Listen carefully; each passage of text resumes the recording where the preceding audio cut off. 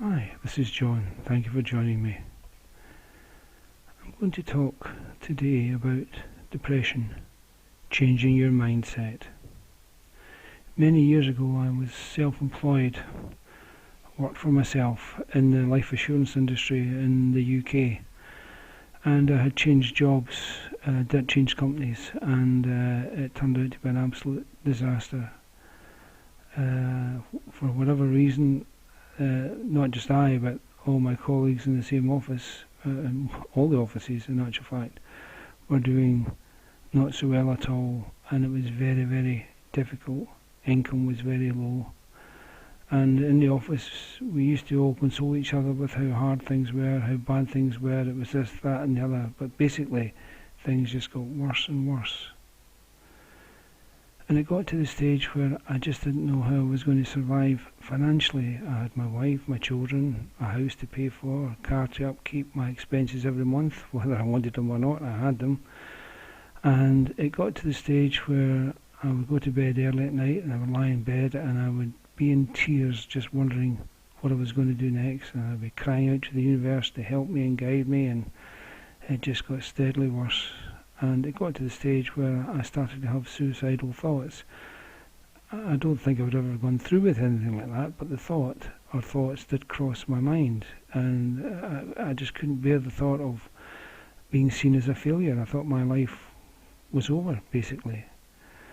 And every morning you get up, you have to put a brave face on for your family and your friends, and let them think that everything is okay, that maybe things are slightly difficult, but they've no idea of just how hard it is. And basically you carry the weight of this on your own shoulders. Now everybody has their own reasons for feeling how they do. It's a very, very personal and intimate thing, but the thing is that at that time you feel alone, that there's no one to help you. You are stuck. One day I was chatting to a friend, and he told me about a friend of his who was looking for a part-time salesman to sell some products, tapes, which were motivational tapes. They were American, and I'm not great for motivational tapes, never found them they helped me very much, but I thought, well, worth a try. So we got set up and I got a copy of the tapes to listen to, and one tape I listened to, The Phoenix Seminar by Brian Tracy, just reminded me at that time what was important and how to sort things out in my own mind. What I didn't mention earlier was, I've been a martial artist for a great part of my life. Mental and physical self-discipline is very important in the martial arts, and I was a very disciplined person. But I'd forgotten all of this. Everything, all the positive thoughts I had were lost.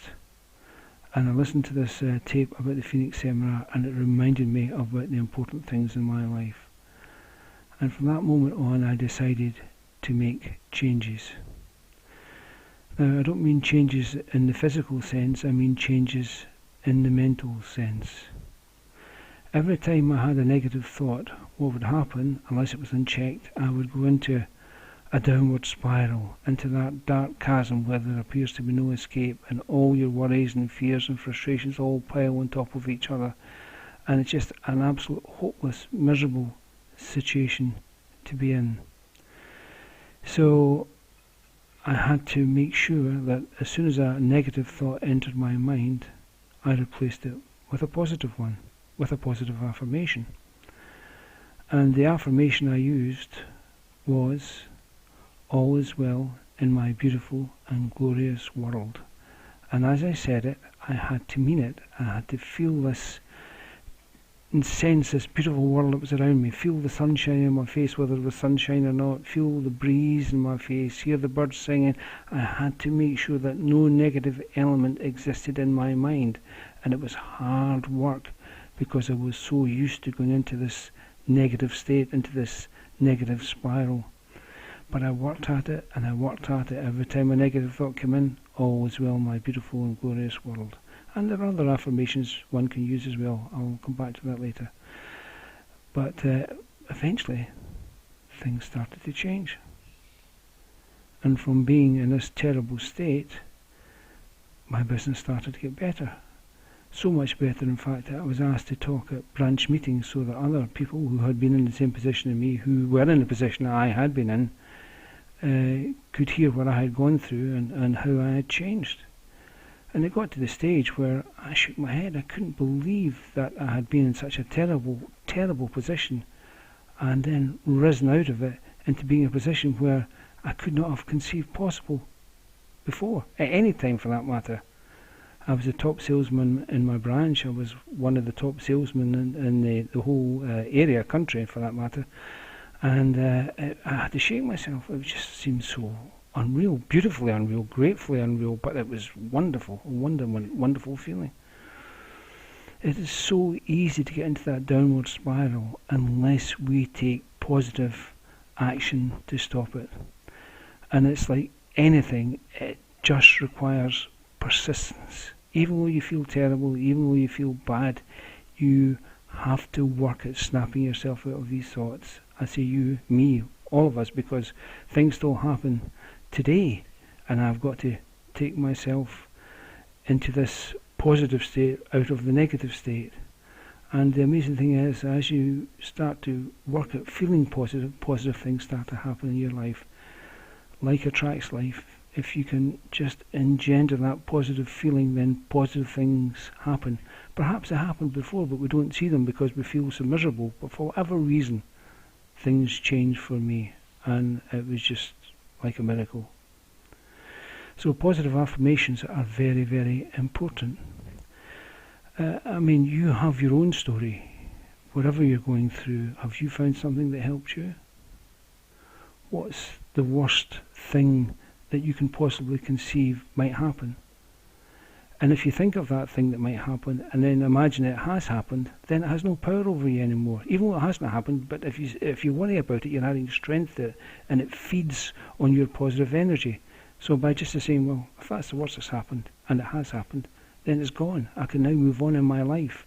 And this is so very, very important where we take that first step forward into positivity.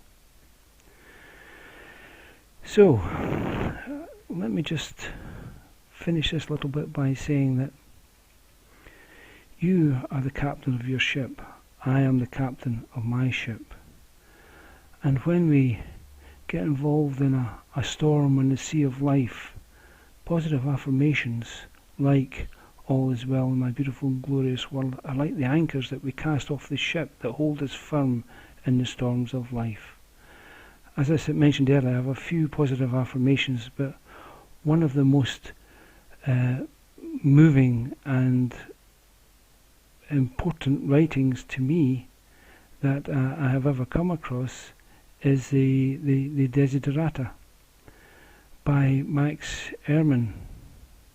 The Desiderata was copyright in 1952, and it reads like this.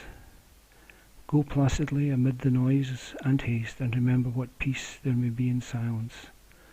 As far as possible without surrender, be on good terms with all persons. Speak your truth quietly and clearly, and listen to others, even the dull and ignorant. They too have the story. Avoid loud and aggressive persons, they are vexatious to the spirit. If you compare yourself with others, you may become vain and bitter, for always there will be greater and lesser persons than yourself. Enjoy your achievements as well as your plans. Keep interested in your career, however humble. It is a real possession in the changing fortunes of time. Exercise caution in your business affairs, for the world is full of trickery. But let this not blind you to what virtue there is. Many people strive for high ideals, and everywhere life is full of heroism. Be yourself, especially do not fear affection, neither be sinful about love. For in the face of all aridity and disenchantment, it is as perennial as the grass. Take kindly the counsel of the years, gracefully surrender the things of youth. Nurture strength of spirit to shield you in sudden misfortune, but do not distress yourself with dark imaginings. Many fears are born of fatigue and loneliness. Beyond a wholesome discipline, be gentle with yourself. You are a child of the universe, no less than the trees and the stars. You have a right to be here, and whether or not it is clear to you, no doubt the universe is unfolding as it should. Therefore be at peace with God, whatever you conceive him to be, and whatever your labours and aspirations in the noisy confusion of life, keep peace with your soul.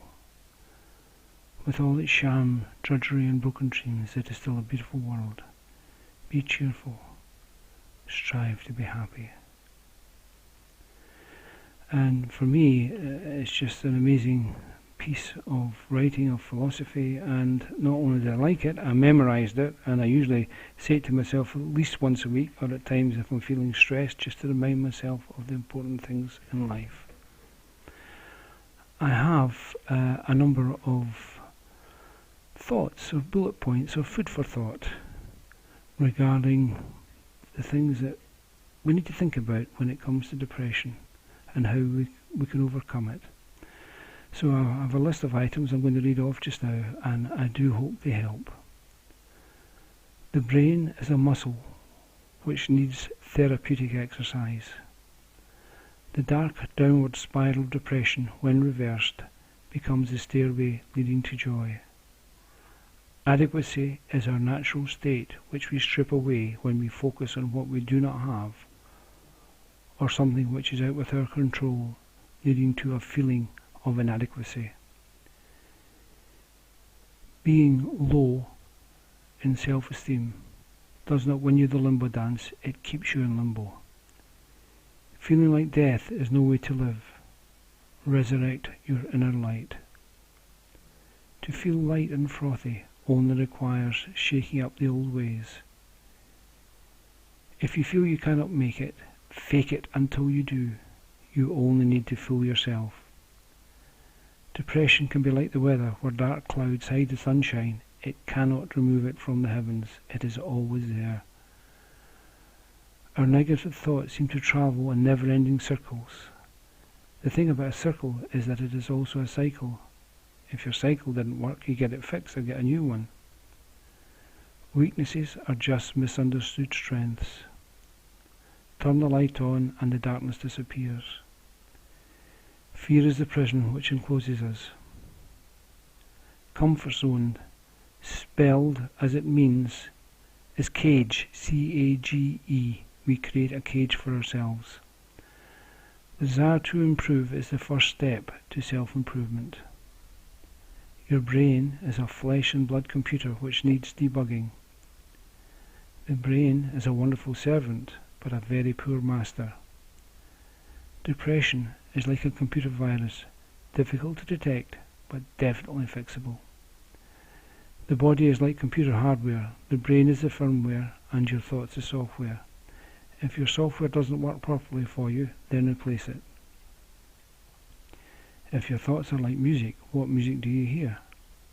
And what type of music would you like to hear? If you imagine dark negative thoughts are the shadows which inhabit a beautiful room, then we need only open the curtains or turn the light on. Mental assistance is preferable to medical assistance. Stimulation is much better than aggravation or frustration. Thoughts are like water held in a state of no movement, making stagnation inevitable. Confinement of self does not equate to contentment of self. Thoughts are like weeds and seeds. Be the good gardener and remove the negative weeds which strangle growth, and nurture those seeds which add positive meaning and beauty to your life. Suicide of negative thoughts is eminently preferable to suicide of the body and soul. Replacement therapy. Bad or negative change to good and positive. Inner serenity trumps any other feeling. The dark cellar of misery is no place to live. Positive thoughts are like an anchor, they keep us safe on the stormy sea of life. Exorcise and exercise. Drink from the well of life. The only temple we need is within. Covering a mental wound doesn't necessarily aid recovery. Thank you so much for joining me. I really do hope this has helped. And I wish you the very best of good mental health.